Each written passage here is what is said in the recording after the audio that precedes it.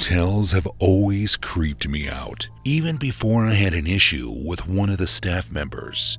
I used to be grossed out by all the possible germs that could be in the rooms, especially on the bed. But eventually, things got much worse for me. When I was 22 years old, I wanted to visit Nashville, Tennessee because I had an obsession with a lot of the musicians that made it famous out of there. The entire city is full of musical history. It just sucks I wasn't able to enjoy any of that. After finally saving up enough money to spend an entire week out there, I only ended up spending a single evening. I took a plane from Oregon to Nashville, and by the time I landed, it was already 6 p.m. and I was beat. So I planned to just check into my hotel and get a good night's sleep. Then the following day, I was going to meet up with an old family friend that lived just an hour away from the city. She was going to meet me at a restaurant for breakfast, and then we were going to check out the city. It was going to be awesome, so I couldn't have been more excited to get to my hotel and get some sleep. I took an Uber to my hotel, and when I got there, I thought it was really nice. I'd never stayed in a hotel by myself before, so I was happy it didn't look shady. But, as they say, you can never judge a book by its cover. I went inside and walked up to the check-in desk, and behind the counter was a man who looked like he was a few years older than me. I got his attention, and when he looked up at me, it was like he forgot what he was supposed to be doing. He just stared at me without saying a word.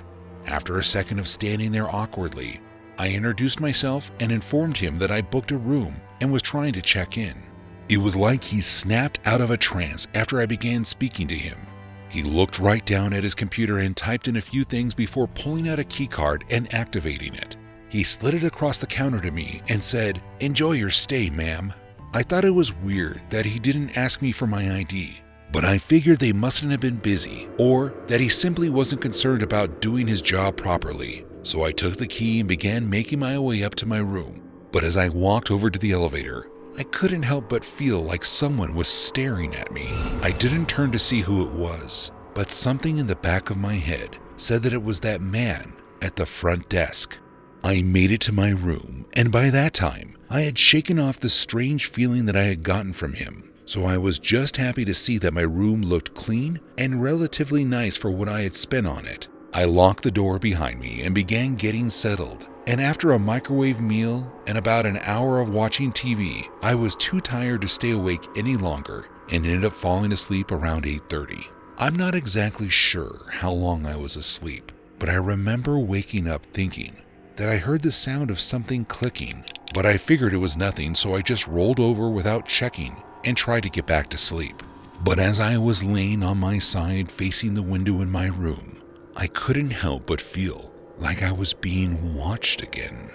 I opened my eye, and through the reflection in the window being created by the glare from the TV, I could see that there was someone standing in my room behind me.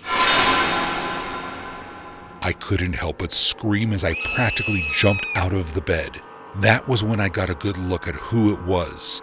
The man from the check-in desk had used his key to get into my room. As I continued to scream and call for help, the man thankfully didn't try to stop me. Instead, he turned and made a run for the door. And as the door closed behind him, I heard the same clicking noise that had woken me up. It was the sound of the door lock engaging and disengaging from when he snuck in.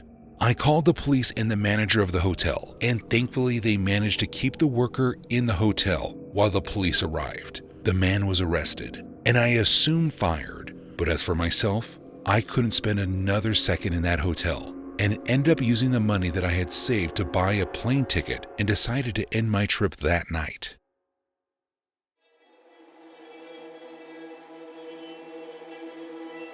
Back when I used to work in the hospitality business, one of the best jobs I ever had was being a housekeeper at a hotel in my city. And I know that might sound a little odd, but it was a really easy job for the most part. For the most part, my worst case scenario was a trashed room, but they gave us gloves, so it really wasn't too bad. There was one instance though, that was well out of my job description that I most likely never be able to forget. It was during my last year working at the hotel. I was going about my usual job, which mainly included walking from room to room with my cart and making sure that everything was ready for the new guest to arrive. An empty room got checked, and any room that needed cleaning got taken care of. And in no time at all, I was on my first 15-minute break of the shift as I made my way down to the manager's desk to let her know that I was taking my break. I remember walking past a room that was particularly loud, and I remember thinking to myself that it wouldn't be long before security got to tell them to keep things quiet. But after that, I forgot about that room entirely and proceeded to go on my break. I spoke to my manager, and she just sort of brushed it off and told me to go on my break, and then got back to what she was doing. She looked particularly busy, so I decided not to bother her any more than I needed to. I grabbed my coat and stepped outside for a cigarette. By the time I came back in, my manager had calmed down a bit, and I asked her what was going on, thinking that we might have a busy night on our hands. But it wasn't anything like that. Ben, the night shift guard, had called out, and she was looking for someone to cover for him. I told her to try to call Michael, and that he would probably be available, and then I went back to my shift. However, less than an hour after I got back to work, I got a call on my radio asking me if I would do my manager a huge favor. Apparently, she had gotten a hold of Michael, and he was going to come in, but he wouldn't have been to the hotel for another 15 minutes or so, and she needed someone to tell a few guests to quiet down. Right away, I knew the room that she was talking about, and thinking nothing of it, I accepted the job. It didn't seem like a big deal to me. I double-checked the room number that I had to go to and began making my way there. As soon as I started getting close, I could hear the same sort of rowdy yelling that I heard earlier in my shift, and I proceeded to knock on the door. Silence fell over the room as I announced myself and said that we had a noise complaint. When I heard the door beginning to open, I expected an irate guest at most, but what I ended up seeing was much worse. A grown man swung the door open, and he was clearly intoxicated. He opened the door wider than he planned to and quickly corrected it by closing the door until I could just barely see his face. But it was too late. Inside the room, I could see that he was in there with another man and two young girls that looked like they might have been my sister's age. She was 12 at the time. The man tried to act calm, and he asked me what I was there for, and I replied by letting him know that we had gotten a noise complaint. And I'm not sure why I did it, but something in my head told me to ask him what they were doing there tonight. He and his friend didn't like that though. Instead of getting a response from the man who answered the door, he opened it more and then pulled me into the room. I didn't have time to react. Before I knew it, I was on the floor looking up at the two men who were now attacking me. I couldn't make out much of what was being said as I covered my head with my arms to shield it from any major blows. Thankfully, the attack came to an end shortly after it started when Michael showed up. He ended up getting to the hotel sooner than expected, and our manager asked him to come and check out the noise complaint. Unlike myself, Michael was an ex-police officer and was certified to carry a firearm. So once he showed up, he was able to apprehend both of the men until the cops arrived. Both men ended up being arrested for apparently grooming the two children on MySpace and luring them out to the hotel. Both of the girls were fairly intoxicated by the time we had gotten there. Who knows what would have happened had we not gotten that noise complaint and Michael hadn't shown up.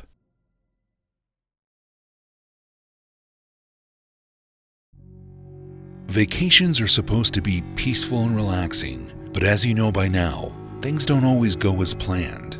I remember it like it just happened last weekend, even though it was more than 4 years ago. I was on vacation with my girlfriend at the time, Linda, and we were having some fun in Atlantic City. And what was supposed to be the best part was the fact that we managed to get a hotel right on the boardwalk.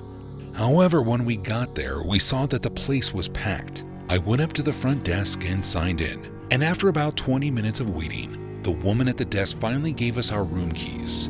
Our room had a view of the water and was on the 5th floor of the hotel, and when we first got there, it was everything that we hoped it would be. That was until we noticed that there was a door that we couldn't open, and then were told by a worker that it was actually a door to the adjoining room. And at first, it honestly wasn't that big of a deal. As far as we knew, there was no one occupying the room next to ours, so we shouldn't have had any issues with annoying neighbors. Sadly, things were much more traumatizing than that.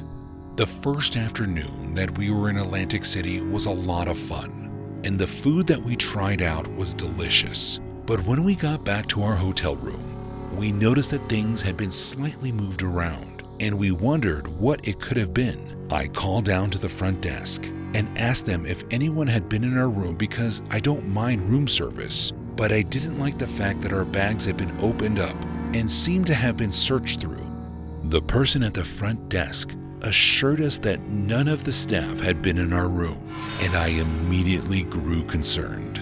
However, no more than 5 minutes after speaking to the worker at the front desk, my girlfriend heard what sounded like police officers walking around the floor of the hotel. She ran to the door and called them over to us to explain that someone might have been in our hotel room and possibly even stolen something from us. That was when they let us know that they were actually there looking for someone who had been breaking into the rooms all along the boardwalk.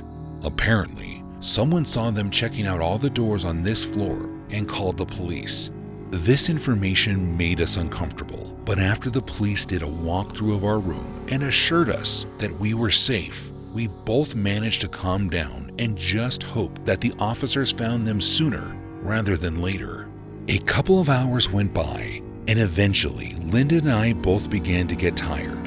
The two of us decided to call it a night and get ready for the next day. But when we turned off the lights in the room, followed by the TV, we both heard something that we thought was weird. It sounded like someone was walking around in the room next to ours. And that was when I remembered that there was a room attached to ours. I looked over to the door that connected the two rooms, and even though it was still shut, I noticed that there was a small rug in front of the door that looked like it was slightly bunched up. I looked over to Linda and whispered that we need to be quiet and that I think that someone was in the room next to ours, which again would have been normal, except for the fact that we were told the room next to ours would be vacant. We both stayed as quiet as we could and continued to listen to see if we were just freaking ourselves out or not. But when we heard the sound of the bathroom sink running in the room next door, the two of us practically screamed. I whispered to Linda to call the police on her cell phone as quietly as she could, and I began focusing on the door to the room next door to ours. It took about 40 minutes for the police to arrive, but when they finally did, they knocked on the door next to ours and announced themselves. Linda and I thought it was all said and done, but quickly realized we were wrong. When the door that connected our room to the room next to ours flew open, a disheveled-looking man came running through, which caused us both to freak out. We could see that he was in panic, and he looked around frantically. Thankfully, the police ended up hearing us screaming and came rushing into our room to help. They arrested the man and searched the room next door to ours for any of the stolen items, as well as a key card from the front desk that they believe he used to break into the rooms around the hotel. The only silver lining of an otherwise terrifying situation was that the hotel ended up comping our room and upgrading us to a suite on a higher floor for the rest of our stay.